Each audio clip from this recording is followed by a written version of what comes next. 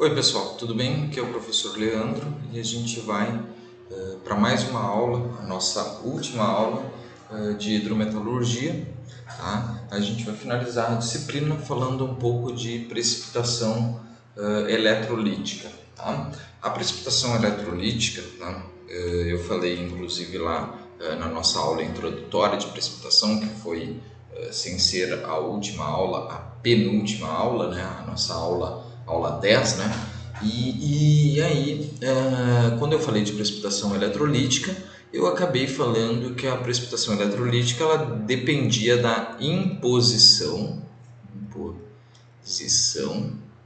tá? De força eletromotriz. Tá? Dessa forma, ela vai depender de um circuito elétrico. Então, ela vai depender de um circuito elétrico, tá? Que vai impor e vai ser feito através de células eletroquímicas.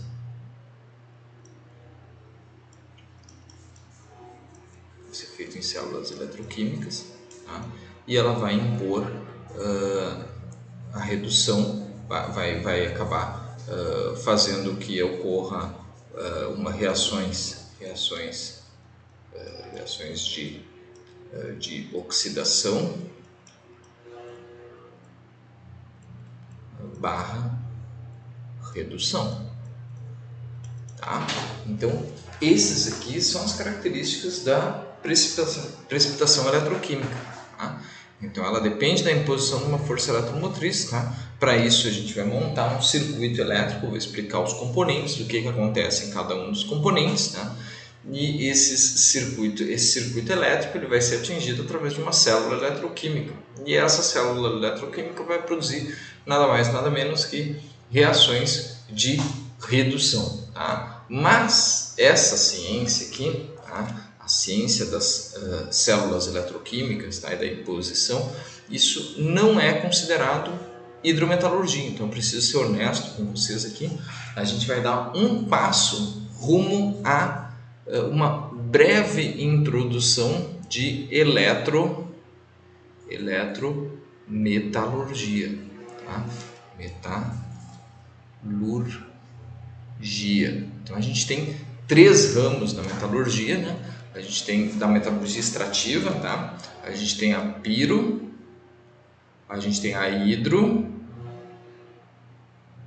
e a gente tem a eletrometalurgia. Tudo isso, nossa, ficou ruim aqui, tá? Tudo isso, vou botar aqui, tudo isso são ramos da metalurgia, tá? Lá em metalurgia, para quem é do médio, tá? Lá em metalurgia dos não ferrosos, a gente se dedica a olhar diversos processos pirometalúrgicos, embora, eventualmente, em várias vezes, eu cito etapas hidrometalúrgicas, tá? Então não quer dizer que metalurgia dos não ferrosos eu só falo de pirometalurgia, mas lá eu cubro pirometalurgia. Apesar de não ter o nome de pirometalurgia, eu cubro parte da pirometalurgia. Tá? Aqui na hidrometalurgia a gente se dedica a estudar hidrometalurgia, evidente, né? E aí depois a gente tem a eletrometalurgia, que no caso da metalurgia extrativa ela se dedica basicamente à precipitação de metais a partir de soluções de metal dissolvido, mas existem outros ramos da eletrometalurgia lá para recobrimento de peças, para produção de alguns outros, fazer recobrimento de metais, né? Por exemplo, dá para recobrir com cromo, né? Fazer uma cromagem ali, dá para fazer via processo eletrometalúrgico, tá? Então já não é tanto um processo de extração, mas é também um processo que envolve eletrometalurgia. Então a eletrometalurgia é também, eu não me aprofundo muito nessa parte, mas eu acredito que ela seja também um ramo que não é só um ramo da metalurgia extrativa. Tá? Ela usa conceitos bastante próximos à metalurgia extrativa, mas eu acredito que a metalurgia extrativa se dedique a transformar minérios em metal, e ali no caso de um recobrimento por cromo, por exemplo, uma cromagem, a gente compõe ali o eletrólito com sais e componentes que não saem direto dos minérios, né? Então aí já não é uma metalurgia extrativa, tu está usando conceitos de metalurgia extrativa para obter lá uma, acho que inclusive eu qualificaria, né, humildemente aqui bancando o metalúrgico que está categorizando as coisas, tá? Mas eu qualificaria como um processo de fabricação, afinal tu está produzindo um produto final ali, um produto já com uma aplicação final, tá? Que é recobrindo uma peça com cromo ali para as propriedades que o cromo vai adicionar a essa peça. Mas no nosso caso específico aqui, a gente vai ter uma solução rica em metal, tá? E hoje eu vou pegar exemplo do cobre, que é o metal mais popular tratado, mas a gente também trata alguns metais aqui. Eu vou pegar na minha colinha aqui e dizer para vocês os metais que a gente trata, tá? Então existe aqui antimônio, cádmio, cromo, cobalto, cobre, galho, ouro, manganês, quando a gente quer obter manganês metálico, níquel, prata, telúrio e zinco. Então é uma grande série de metais, muitos deles a gente acaba não estudando da maneira hidrometalúrgica, tá? Então aqui a gente tem os casos onde a gente não estuda no nosso curso aqui, tanto no superior de tecnologia quanto no curso técnico, tá? A gente tem os que a gente estuda como se obter cobre, a gente estuda como se obter ouro, a gente estuda como se obter níquel, a gente estuda como se obtém prata, e a gente estuda como se obtém zinco através desses processos eletrometalúrgicos. Aí vocês podem conferir todas essas rotas lá em Metalurgia dos Não Ferrosos. Eu criei ali uma playlist para quem tiver curiosidade, tá? Um pouco longo, então acredito que se vocês não estiverem fazendo a disciplina, eu imagino que vocês vão ter, vão racionar o tempo, é melhor estudar eles quando chegar a hora, na hora da disciplina, tá? Mas se vocês quiserem estudar, tem ali, tá? Metais que podem ser feitos dessa maneira que a gente estuda, mas a gente não estuda dessa maneira, é o cromo e o manganês, tá? Então, o cromo e o manganês a gente estuda como obter ferroligas, que é as ligas mais populares, tá? Desses metais, tá? E aí a gente estuda de outra maneira. A gente estuda cromo e manganês, mas a gente não estuda nenhuma etapa eletrometalúrgica de cromo e manganês, embora exista a possibilidade de obter cromo e manganês através de eletrometalurgia. Tá? E aí por fim aqui, metais que a gente não vê a extração durante o nosso curso, aqui estão o antimônio, tá? O cobalto, a gente vê parte da extração do cobalto quando ele está associado ao níquel, mas não vê especificamente o cobalto, tá? Tem o galho, tá? E o telúrio, tá? Que a gente acaba vendo um pouquinho lá na metalurgia do cobre, mas efetivamente não vê especificamente como se faz para obter telúrio aqui no nosso curso, tá? Eu tenho a bibliografia que tem isso, eu só não faço isso aqui porque nós temos metais que são mais urgentes que esses metais, eles são secundários, talvez para algumas aplicações são bastante importantes, mas eu coloco assim possibilidade, eu escolhi as disciplinas, escolhi os conteúdos em possibilidade de vocês encontrarem isso na vida profissional de vocês aqui no Brasil, tá?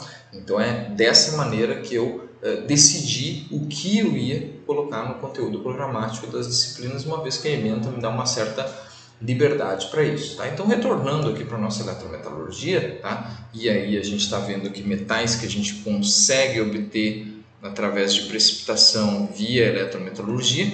Hoje eu vou pegar o exemplo do cobre, se vocês quiserem ver outros exemplos aqui, tá?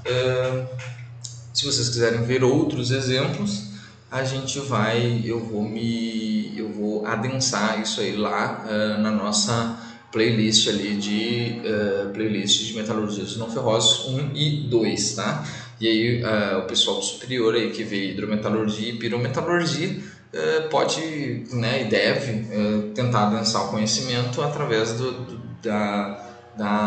uso dessas aulas que eu produzi, tá? Porque vocês veem hidro e piro, que é mais processos e comportamentos, e estudar esses processos, e inclusive vocês vão passar por uma reformulação de curso, e aí vai ser necessário um certo estudo das rotas dos metais, uma vez que em hidro e piro eu não estudo rota de metal, né? O que a gente estuda em hidro e piro é etapas dos processos como um todo, tá? Então depois para cada metal a gente tem que olhar para as particularidades de cada metal, tá? Então vamos olhar ali quem são os componentes de uma célula eletrolítica de eletrorecuperação, é o nome do processo, tá? Que vem do inglês, né? Que é electro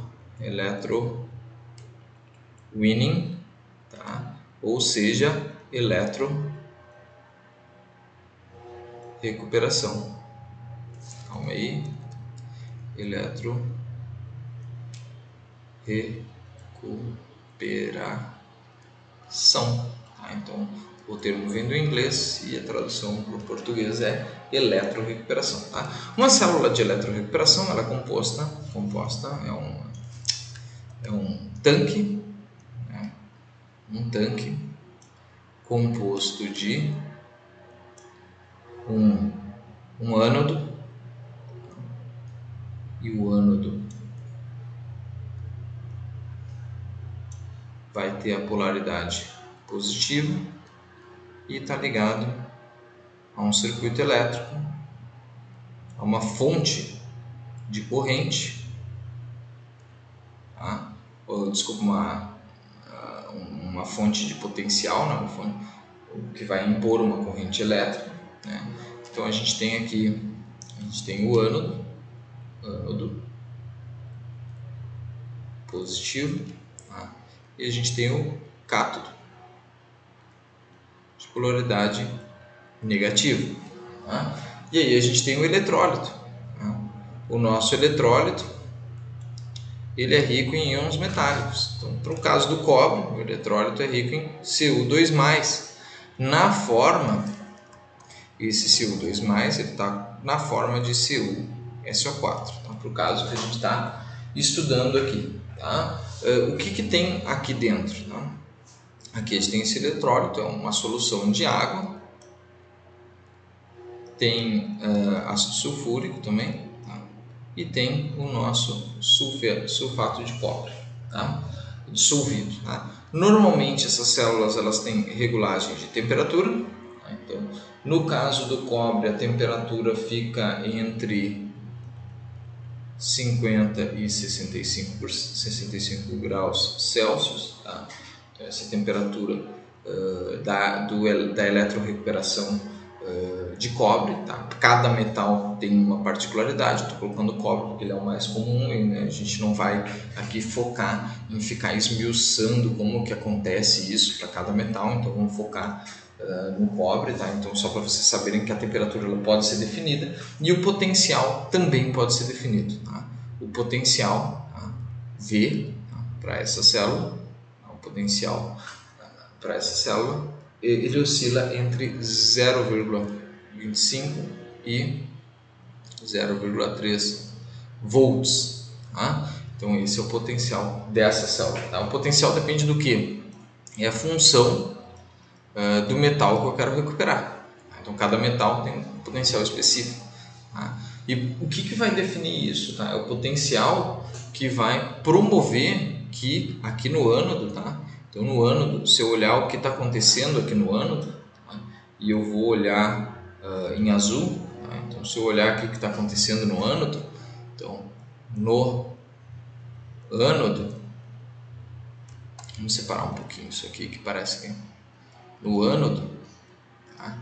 Eu tenho reações desse tipo aqui, ó. Vamos pensar no nosso ânodo, a gente tem um eletrodo inerte, tá? No caso do cobre, tá? O ânodo ele é feito de normalmente feito de aço inox, tá? Então nosso ânodo ele pode ser feito de aço inoxidável, tá? E o que mais? Aqui está o ânodo feito de aço inoxidável. Então vou colocar aqui aço inoxidável. Tá? pode ser feito de titânio também, tá? Mas principalmente de aço inoxidável, tá? E eu errei aqui olhando na minha colinha aqui, olhei na voltagem de baixo, tá? A voltagem aqui da nossa célula é entre 2 e 2,4 volts, tá? Aquela voltagem baixa é para o eletrorefino. Eu no início eu pensei em falar em eletrorefino, tá? Mas como eu comento bastante de eletrorefino lá em metalurgia dos não ferrosos, eu resolvi não tratar de eletrorefino aqui, tá? Eu vou tratar de eletrorefino para o pessoal do superior que acaba não vendo isso em nenhuma parte. Então a segunda parte da aula aí do pessoal do superior eu vou falar um pouquinho de sistemas para os metais que a gente está tratando aqui, como cobre, ouro, níquel, prata e zinco, falando de alguns detalhes sobre cada um dos processos, tá?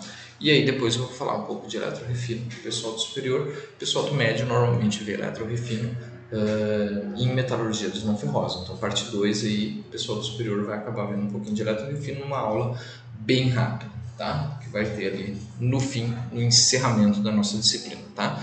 Então no ânodo a gente tem o ânodo feito de aço inoxidável e reações de oxidação. Reações de oxidação, tá? Então, o que acontece? Eu vou promover reações desse tipo aqui, ó. Vamos ver aqui, água, a água, que é o principal constituinte desse eletrólito aqui, né? Vai reagir na superfície do cátodo, produzindo 2 elétrons. Então, a água vai dissociar, acidificando o meio, tá? Promovendo uma evolução de oxigênio, tá? E gerando 2 elétrons, tá? E aí no cátodo, olha só que legal aqui, no cátodo, o cátodo, ele normalmente, tá? No cátodo, ele normalmente é feito de cobre, tá? Mas pode também ser feito de aço inox também, tá? E aí aço inoxidável. Então, no caso, quando eu formo um depósito de cobre em cima do cobre, eu posso retirar o cátodo inteiro, tá? E já fundir esse material para produzir alguma coisa ou mandar ele para o eletrorefino. Quando o nosso cátodo não é de cobre, de aço inox, eu tenho que raspar o metal da superfície, né? Arrancar ele, vai ficar uma chapa que vai ser removida da superfície e aí sim eu posso fundir, eu posso refinar esse material, tá bom? Então ali eu vou ter aqui reações de redução. Eu vou ter reações de redução, tá? Essas reações de redução vão ser reações desse tipo aqui, ó. Eu tenho o Cu2+, do nosso eletrólito, né? Presente aqui na forma de SO4, aqui de CuSO4, tá? Mais aqueles 2 elétrons gerados ali no ânodo, e eu vou precipitar cobre 0 sólido. Então esse cara aqui está no meio aquoso, tá? Esse cara aqui era líquido, né? Esse aqui ficou no meio aquoso, esse aqui era um gás que evoluiu, né? Então só para dizer aqui como que ocorreu, tá? E o potencial de cada uma, a diferença de potencial de cada uma dessas reações, mais algumas reações paralelas que acontecem, vão fornecer o potencial necessário, tá? Então é função desses potenciais que eu falei, o potencial da célula. Então aqui o que acontece? Aqui o nosso ânodo ele é inerte, tá? Mas ele promove as reações de oxidação. Não é o ânodo que oxida, é ele que promove as reações de oxidação. Ele vai retirar os elétrons daqui, os elétrons vão viajar até o cátodo e no cátodo eu vou ter a deposição de cobre. Tá? Então supondo que esse é um cátodo de aço inox, eu vou ter o cobre em verde aqui, tá? E aí ele vai cada vez engrossando mais aqui esse cátodo, tá? Até o momento em que ele vai estar quase encostando no vizinho, tá? Essas células, eu estou fazendo uma célula simplificada aqui, essa célula de verdade é um monte de cátodo, cátodo intercalado com ânodo. Então a célula é enorme, cheia de cátodo e ânodo, e esse material aqui vai aumentando de tamanho até o momento que ele quase encosta no vizinho aqui, e aí eu tenho que parar, retirar esse cátodo, fundir esse cobre para produzir o metal, tá? Então é assim que ocorre a precipitação eletrolítica, tá? Ela ocorre em células de eletrorecuperação, que são células eletroquímicas que têm essa configuração, tá? Eu espero que vocês tenham um pouco de domínio de eletroquímica para compreender o que acontece aqui nesse processo, tá bom? Então, com isso, tá? O pessoal do ensino médio aí que já vê um pouco de eletrorecuperação e eletrorefino lá em metalurgia dos não ferrosos, a gente encerra a nossa aula por aqui, tá? Pessoal do superior, a gente vai para o segundo momento, vou continuar com o caso do cobre, tá? Então a gente vai para um segundo momento onde eu vou falar especificamente do eletrorefino, que é parte da eletrometalurgia, não faz parte do processo, aliás, faz parte do processo da extração de minérios por rotas hidrometalúrgicas, mas já é um refino, tá? Então eu tenho um metal impuro e eu vou obter um metal puro, mas isso para quê? Para ter um complemento da disciplina, para vocês não ficarem descobertos em nada, terem todo o conhecimento que eu julgo necessário para um estudante de metalurgia do nível tecnólogo, tá bom? Então eu queria agradecer a todos que me acompanharam aqui nessa disciplina, o pessoal do médio, né, que me acompanhou até aqui na disciplina, tá? Se vocês ficaram com alguma dúvida durante o percurso, como eu sempre digo, é importante que vocês me procurem nos nossos canais de solução de dúvida, tá? Se não, vocês podem fazer o exercício. Eu espero que todos tenham sucesso aí na disciplina, tá? Com uma aprovação tranquila, sem maiores problemas, tá? E caso vocês tenham algum problema, é só conversar comigo, tá? Então a gente se vê talvez em outras disciplinas durante o curso, tá? Então vai ser sempre um prazer para mim ministrar, para eu ministrar a aula para vocês, tá? Então agradeço muito a atenção de vocês, tá? Eu tenho certeza, embora eu tenha gravado essas aulas aqui para disponibilizar para inúmeros estudantes, eu tenho certeza que foi um prazer para mim dar aula para vocês, tá bom? Então agradeço a todos a atenção, tá? Muito obrigado pelos momentos que a gente pôde viver junto, né? E até a próxima, tá bom? Para quem não teve muitos momentos juntos, né? Afinal eu comecei a gravar isso nesse cenário de pandemia, então a ideia aqui era tentar aproximar um pouco, apesar da gente não poder ter as aulas nos momentos normais. Então tentei aqui diminuir essa distância através dessas aulas. Então eu agradeço para quem prestou atenção aqui e não teve oportunidade da gente trocar isso em sala de aula. Então a gente ficou relegado a essas trocas aqui via vídeo e dúvidas em canais de solução de dúvidas, tá bom? Então agradeço a todos novamente a atenção e até breve em alguma outra disciplina, e quem sabe um dia talvez não sejamos colegas de trabalho em algum momento aí, tá bom? Muito obrigado e até breve. Tchau, tchau.